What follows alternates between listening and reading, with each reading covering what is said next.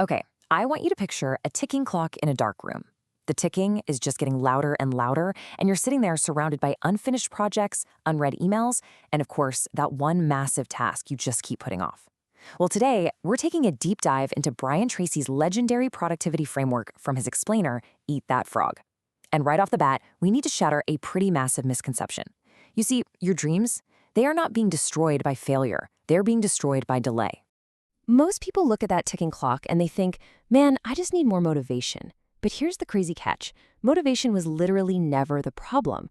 The real issue is that the average person is spending their entire life just drowning in this endless sea of tiny, insignificant tasks. And meanwhile, the actual important work, the work that could legitimately change their life, is just quietly rotting away in the background. The people who are actually winning in life aren't just doing more things. They're fundamentally changing how they approach their day. They are doing the hardest thing first. So let's get into part one, the busyness trap. Why doing more actually means achieving less. We live in a world that is just completely obsessed with productivity, right? Yet somehow almost everyone you talk to feels chronically behind. So why is that? It's because most people aren't actually productive. They are professionally distracted. It's like they're sprinting on a treadmill, but the scenery never changes. Think about the breakdown of your day. On one hand, you have tension-relieving activities. This is answering random messages, refreshing your notifications, reorganizing your desk for the fifth time, actions that feel super safe. They look like work. But on the other hand, you have goal-achieving activities. The classic 80-20 rule dictates that 20% of your activities account for 80% of your results. That means 80% of the small stuff filling your day creates almost zero long-term impact. You absolutely have to stop confusing mere activity with actual accomplishment. Which brings us to part two, meet your ugliest frog, the task you fear the absolute most. You know exactly what I'm talking about here. There is always one massive, heavy, unavoidable task just sitting in the middle of your life.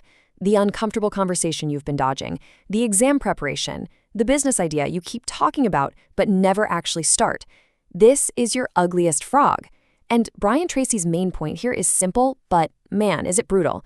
You must eat your ugliest frog first. If you don't, it literally follows you around all day long. It just sits in the back of your mind like this giant, shadowy figure, completely draining your focus, your energy, and your confidence before you even start the rest of your day. Most people spend their entire day cleaning their desk instead of confronting the thing that actually matters, simply because small tasks feel safe and big tasks feel dangerous. All right, part three, the strategy of creative procrastination. To actually eat this frog, we need a massive paradigm shift.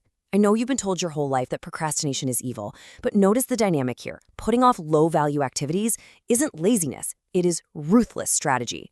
Since you literally cannot do everything, true productivity is deciding what deserves to be ignored. Highly successful people are completely ruthless with their attention. They intentionally delay the small, meaningless tadpoles so they have the energy for the absolute monster waiting for them. You take back control of your life the exact moment you stop trying to do everything and proactively choose to creatively procrastinate on the things that just don't matter. So how do we put this ruthless strategy into practice? Tracy offers this really cool framework called the ABCDE priority setting method. Think of it as the ultimate filter for your daily attention. You list everything you have to do, and you assign it a letter.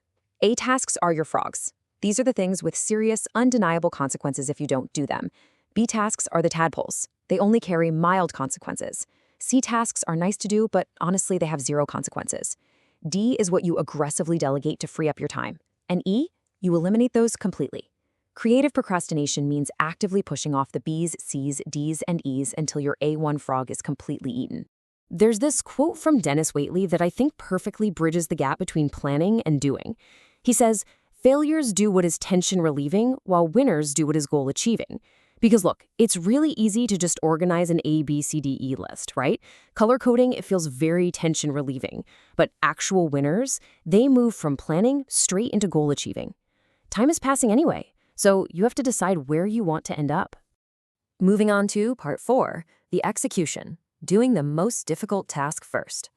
There's a principle in the book, Principle 17, that states the difference between an average life and an extraordinary one is often just one single decision, doing the uncomfortable thing immediately. So here is exactly how you execute. You prepare the night before. You select that A1 task, you clear your workspace of absolutely everything else, and then, and this is absolutely vital, you start without interruptions. Now listen to this warning from the source, because it's chilling.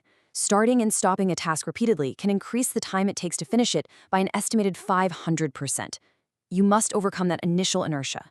Get into a rhythm and just refuse to stop until you reach 100% completion. Now for part 5, the reward, entering the flow state. When you actually commit to this, when you sit down and single-handle your frog, something kind of magical happens. Time disappears, your brain literally stops fighting itself. Developing this inner drive, this intense sense of urgency, triggers what psychologists call flow. It is the absolute highest state of human performance. Everything feels effortless, clear, and totally calm. Your brain actually releases endorphins, giving you this physical rush of accomplishment. Most people almost never experience this state because they are constantly breaking their attention every few minutes. But in a world of constant multitasking chaos, single-tasking your frog to completion becomes your ultimate superpower. And finally, part 6, the final verdict. Courage over planners. This whole framework translates to massive, real-world impact across your health, your income, your confidence, and your future. Every major transformation begins with that one difficult task that everyone else avoids. You don't need a more complex planner, you don't need another motivational app on your phone. There will never be enough time to do everything, but there is always enough time to do the thing that matters most. So I want to leave you with this stark realization to carry with you today. Take a really close look at your life right now. What is the frog you keep escaping from? Find it, stare it down, and eat it today.